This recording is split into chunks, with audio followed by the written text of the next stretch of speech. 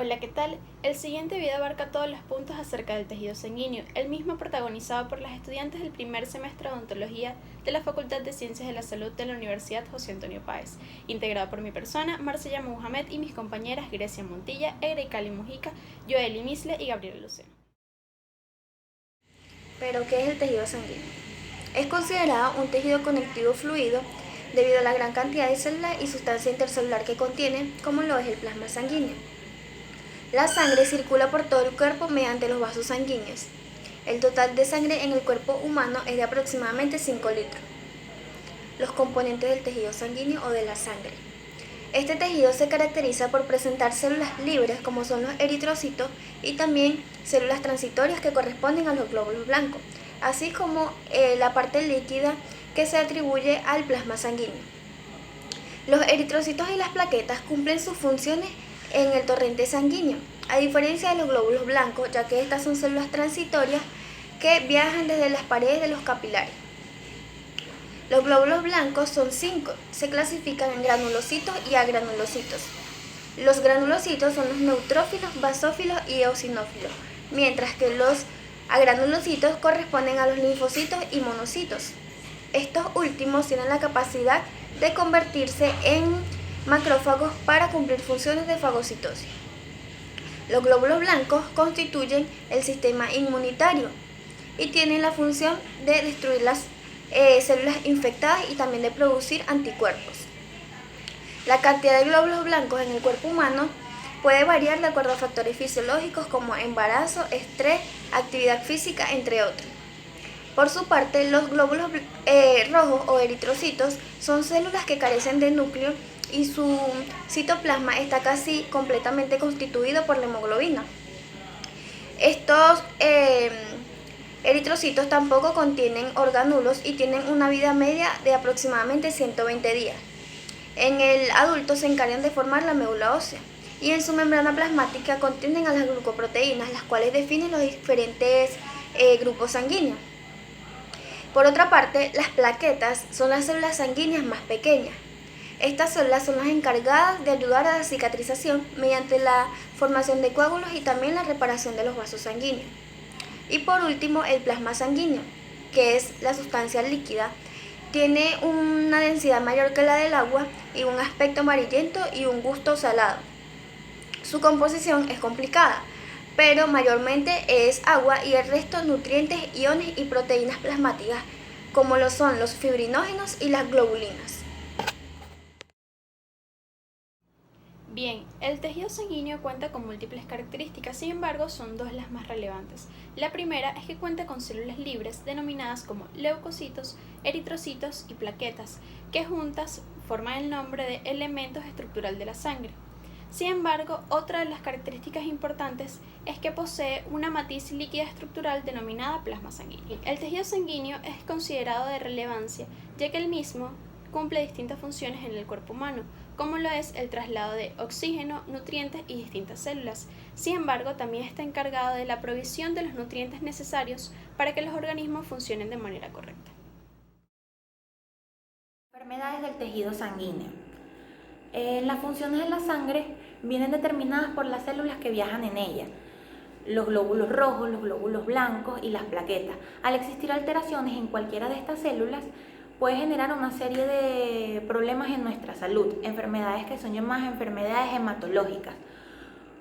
Estas enfermedades pueden afectar tanto a una como a varias partes de nuestro organismo y se suelen visualizar mediante el análisis sanguíneo. Existen muchísimas enfermedades del tejido sanguíneo, yo les voy a nombrar algunas. Están los problemas plaquéticos, coagulación excesiva y otros problemas de sangrado. Normalmente, cuando no lastimamos, nuestro cuerpo forma un coágulo de sangre para detener la hemorragia y así hacer que después la sangre coagule con normalidad. Cuando esto no ocurre en nuestro organismo, quiere decir que tenemos alguna alteración en las plaquetas o que nos hacen falta plaquetas.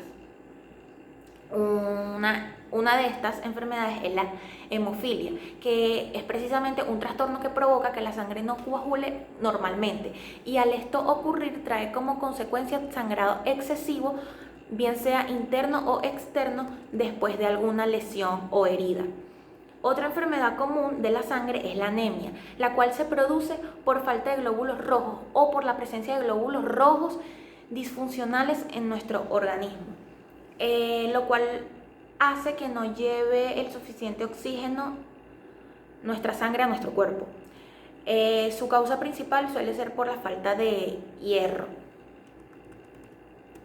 Estas enfermedades también pueden ser cánceres, como bien se conoce la leucemia y el mieloma múltiple. La leucemia es famosamente conocido como el cáncer del tejido de la sangre, el cual se produce cuando algunas células se vuelven cancerosas y se infiltran en nuestra médula ósea.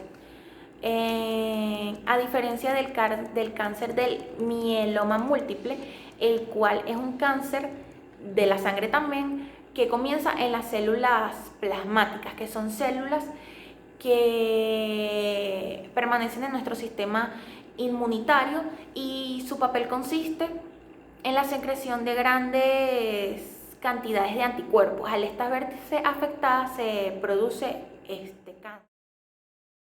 Joel y Misle, ¿dónde se fabrican las células sanguíneas? Los glóbulos rojos, conocidos también como eritrocitos, la mayor parte de los glóbulos blancos o leucocitos y las plaquetas se fabrican en la médula ósea.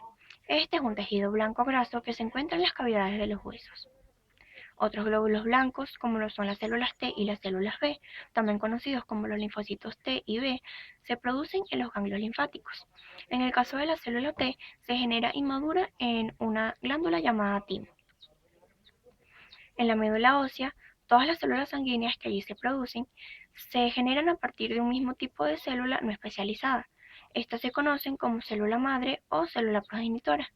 Cuando la célula madre se divide, da origen así a los glóbulos blancos, glóbulos rojos y a las células productoras de plaquetas inmaduras. Todas estas células inmaduras se dividen y poco a poco se van convirtiendo en células maduras. En cuanto a las funciones de las células sanguíneas, pueden variar. En el caso de los glóbulos rojos, tienen la importante función de llevar oxígeno a todo nuestro organismo. Los glóbulos blancos emplean la función de proteger al organismo de sustancias extrañas. Estas tienen una gran división, entre las que se encuentran los agranulocitos, que tienen como función principal fagocitar partículas intensas.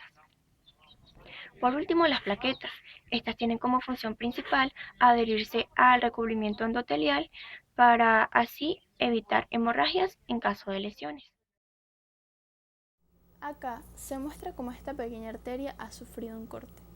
La sangre que fluye a través de la cortada incluye glóbulos rojos, que llevan oxígeno, plaquetas que provienen de fragmentos de glóbulos blancos y factores que ayudan a la sangre a coagular.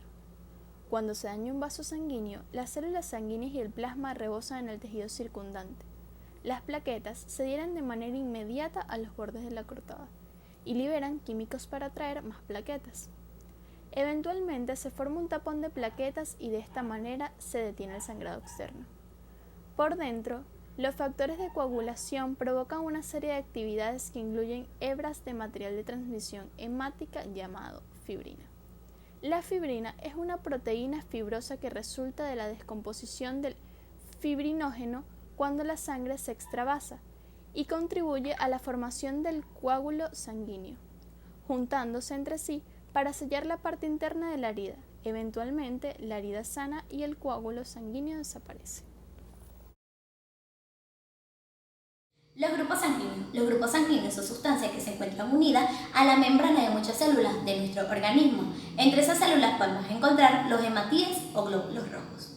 La presencia de esta sustancia determina los grupos sanguíneos y la compatibilidad a la hora de la transfusión de sangre. Hay muchos grupos sanguíneos, pero entre los más importantes podemos encontrar el ABO y el RH. El grupo ABO, la sustancia que diferencia este grupo son sus azúcares. Y según su composición podemos encontrar 4 grupos, el A, el B, el AB y el O. Una vez descubiertos estos grupos, los eritrocitos tienen en su superficie una sustancia, antígeno, que los diferencia. El grupo A tiene antígeno A, el grupo B tiene antígeno B, el grupo AB, ambos tienen los dos antígenos y el grupo O no tiene antígeno, ni A ni B. Las personas con el grupo AB son un receptor universal porque pueden recibir sangre de cualquier otra persona. Y las personas con el grupo O son donante universal porque pueden donar sangre a cualquier otra persona. El grupo RH, este se divide en dos, en RH positivo y en RH negativo. Las personas con RH positivo pueden donar sangre solo a las personas con RH positivo, mientras que las personas con RH negativo pueden donar sangre a todo el mundo. El uso y sus derivados. La sangre cuenta con distintas fracciones que pueden separarse y utilizar bajo la forma de transfusión con fines específicos. Entre ellas se encuentra el concretado globular, que contiene eritrocitos o glóbulos rojos. Este derivado sanguíneo mejora el transporte de oxígeno en las personas que tienen anemia. El concretado plaquetario repone las plaquetas cuando las células han disminuido su valor en la sangre. Y el plasma fresco congelado contiene sistema de coagulación y proteínas como la albumina. Este se utiliza en las personas que tienen problemas con sistema de coagulación como las hemofilias y con deficiencia de proteínas.